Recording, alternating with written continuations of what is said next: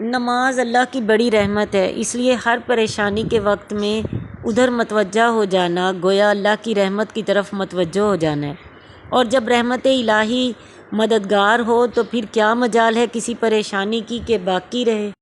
حضرت ابن عباس رضی اللہ تعالیٰ عنہ ایک مرتبہ سفر میں تھے، راستہ میں اطلاع ملی کہ بیٹے کا انتقال ہو گیا۔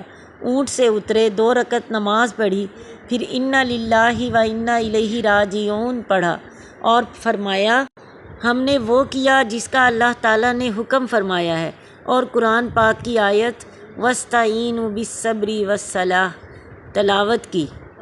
اس حدیث سے معلوم ہوا کہ صحابہ کو نماز جو ہے وہ اپنے رشتہ داروں سے، بہن بھائی، اپنی اولاد تک سے بھی افضل سب سے پہلے نماز پسند تھی، اس سے محبت تھی کہ وہ نہ کہیں ہم سے فوت ہو جائے۔